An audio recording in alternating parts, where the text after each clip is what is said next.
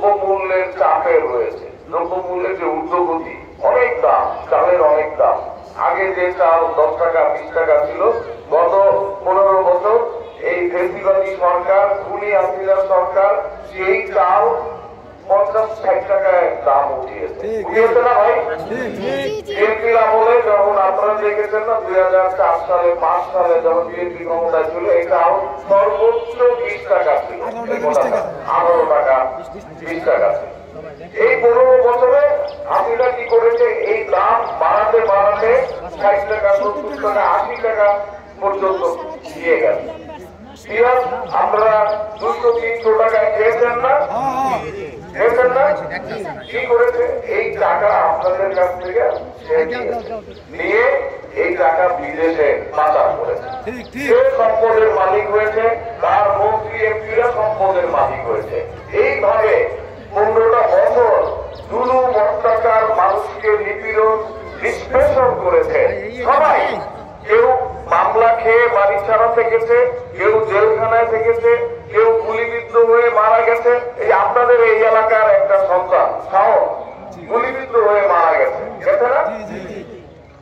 এই 15 বছরে এমন কোন মানুষ নাই, আপনি যদি মামলা না খান, আপনি যদি বাড়িঘর ছাড়া না থাকেন, আপনি যদি অন্য কোনো ভাবে হয়রানি না হন, তাহলে কিভাবে হয়রানি হয়েছে?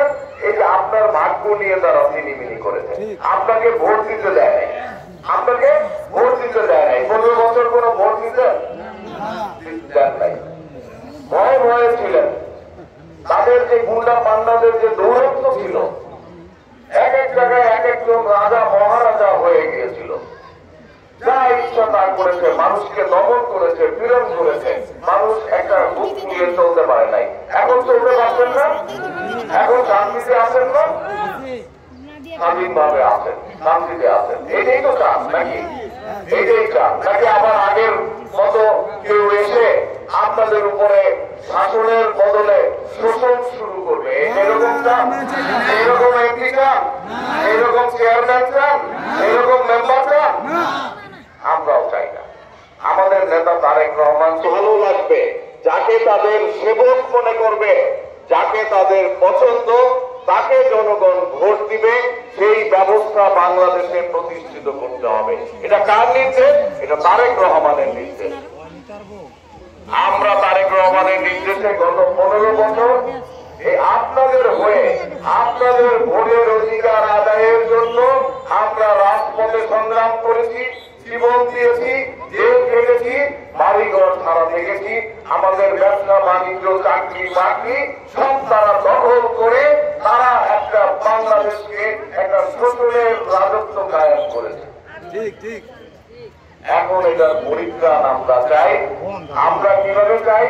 আমরা আপনাদের ভোটের অধিকার আদায়ের জন্য এই 15 বছর সংগ্রাম করে শেখ হাসিনাকে বিতাড়িত করেছি। আপনাদেরকে সঙ্গে নিয়ে আমরা তাকে চিরতরে বিতাড়িত করেছি। আর কোনদিন হাসিনা ফিরতে পারবে না। পৃথিবীর ইতিহাসে নাই, পৃথিবীর ইতিহাসে নাই কোন স্বৈর শাসক যদি দেশ ছেড়ে পালিয়ে যায়, ওই স্বৈর শাসক আর কোনদিন দেশে ফিরতে পারে। পৃথিবীর রাজনীতির ইতিহাসে এটা নাই। আপনারা হাসিনা ফিরে আসুক এটা চান? কে কে চান? একটু হাত জায়গা। কে কে চান হাসিনা ফিরে আসুক? কেউ চায় না, কেউ চায় না।